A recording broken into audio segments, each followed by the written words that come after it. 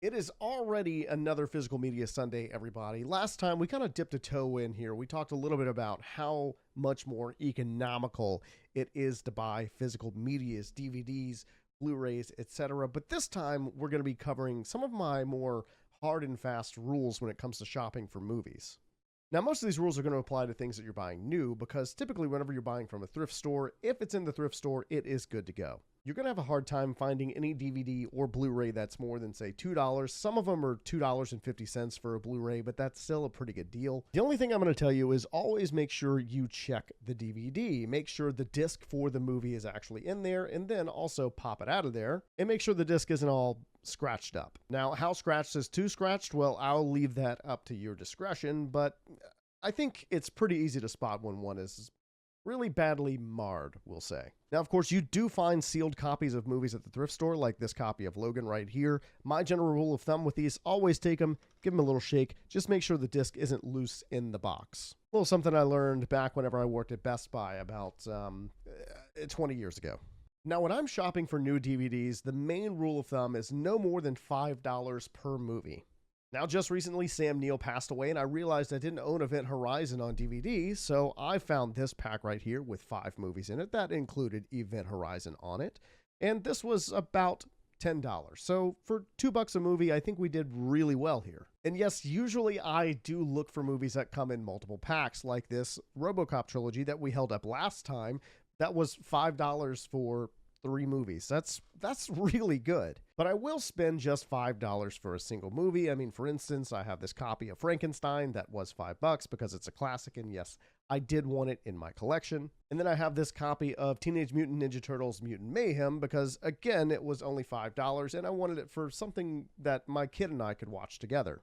And of course, my biggest rule of thumb is I am only buying things that I know I'm going to watch, only buying things I want to watch. I'm going to go back to this 5 movie set that I just held up a couple minutes ago to point out all of these are movies that, yes, I do want in my collection. You got Interstellar, you have Terminator Genesis, you got Super 8, you got The Island, and of course, Event Horizon, which was the main one that I wanted at this time. I mean, yeah, Terminator Genesis, not the strongest movie in the collection here, but yeah, I'm going to be adding the whole Terminator franchise to my collection, to my media server, so at some point, I know I am going to be rewatching Terminator Genesis, even if it's not my favorite Terminator movie.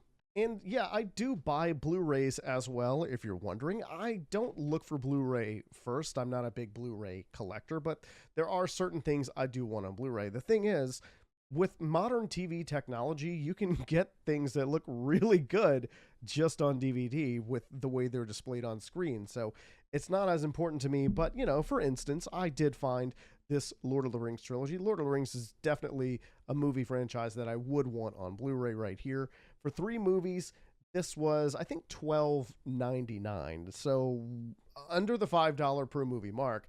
Blu-rays typically, yeah, because they are a little bit more expensive, my hard and fast rule is no more than $8 per movie. And again, yeah, I am typically looking for movie sets as well. On Blu-ray, they're not quite as common as they are on DVD, but I came across this copy of The Lost Boys on Blu-ray for $8, and I had to go ahead and get it. 1, because I like The Lost Boys, and 2, I believe this was actually a little bit cheaper than what I was finding the DVD for online.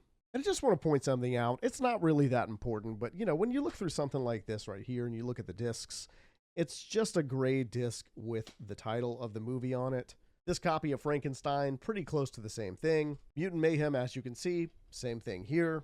Or just a gripe for me, really, but, you know, DVDs used to have art on them, right? Like on the disc themselves, there used to be some kind of artwork, a picture, something. But I'll tell you, this copy of Lost Boys, we have art on the disc. It might just be a screen grab from the movie or maybe even something from a publicity shot, but it's there. I mean, the Lord of the Rings pack doesn't even have that on there. By the way, also, this is not the extended edition. Don't get excited, but my Lord of the Rings hot take is not really necessary. It's cool. It's cool. Don't get me wrong, but it doesn't really add anything to the viewing experience for me. I'm not going to spend any extra money on the extended edition just to have it. And that's probably my biggest rule. Don't get things just to have them. Get things that you want. Get things that you know you want in your collection, or you know that someone else in your household is going to be watching. And just for fun, we're going to go through and take a look at how I shop from new DVDs. Now, I have Walmart's website pulled up here. I find consistently Walmart is going to be your best option for shopping for DVDs. We talked last time, yeah, go rummage through the bargain bin whenever you have some time, but you can just search for it from the comfort of your own home, just like this. Now, all I did was I went to their website and I just typed in DVD in the search box. I do all my grocery shopping online, so whenever I'm doing my shopping, this is what I do. About once a week, I'll add a DVD to my list. Once a month, I'll put a Blu-ray on here. We're going to search from low to high as far as price goes. And we're just going to scroll through. It's going to show me some things I've already seen before. Also, quick note here too. If you see a lot of these 2-packs, just note they are in the bargain bin. So if you're doing your online shopping, like you're going to pick it up or have it delivered, you may or may not get whatever it is you asked for because of the fact that they do have to rummage through the bargain bin to find them. So your results may vary. Usually if they say they're going to be, it's going to be shipped to you, that's going to be a better option to make sure that you're getting what you want. Now, right off the top here, I see some great things like Don't Tell Mom the Babysitter's Dead for $4.43. Of course, if you have kids, you have this 6-movie collection right here, and all of these are bangers. Scooby-Doo is hard to go wrong with. You've also got the 3-film Austin Powers collection here for $5. Says it's on sale right now. It was $13, but even still, even if you were paying $13, that's not bad. Again, it falls under the rule of $5 per movie. I do want to point out Shrek for $5 here. Shrek is one of those movies, and you'll see this from time to time too, that they kind of view as being evergreen, that it's always going to be worth full price.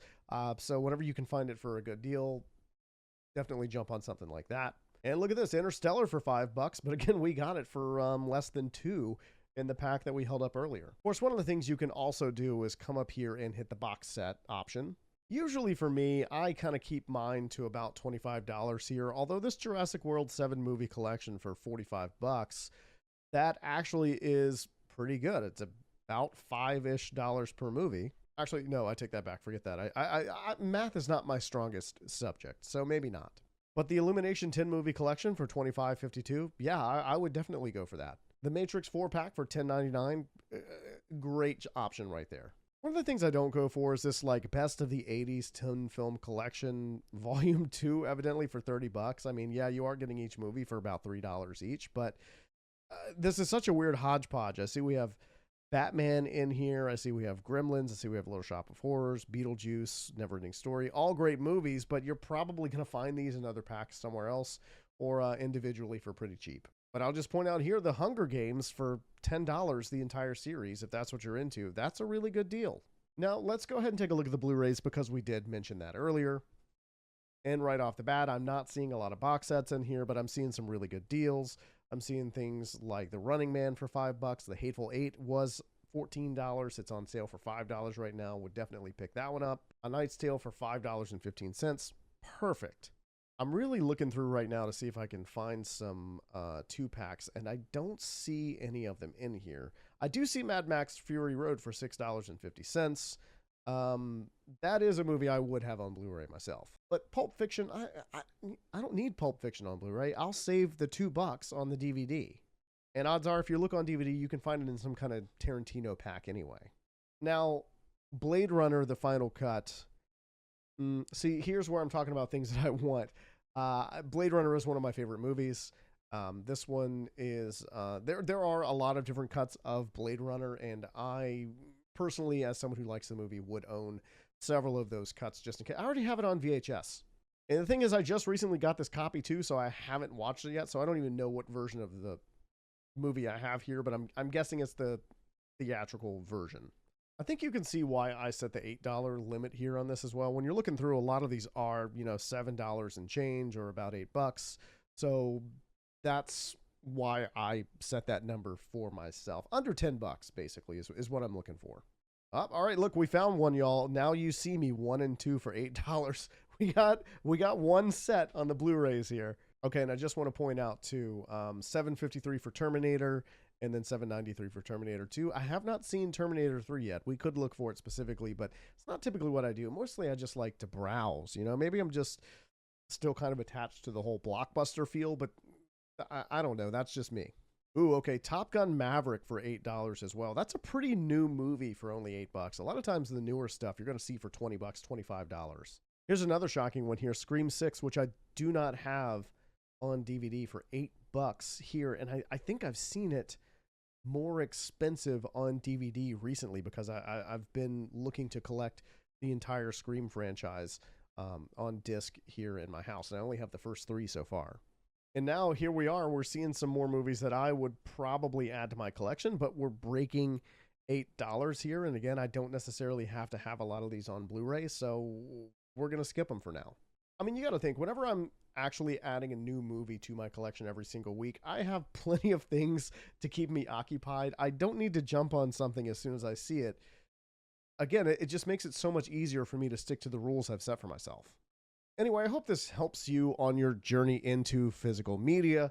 And I know it's helped me a whole lot. And, you know, I'm not saying that my rules have to be your rules, but it definitely keeps me having things tamped down. Definitely keeps me having a lid on this and just not going crazy with the collection.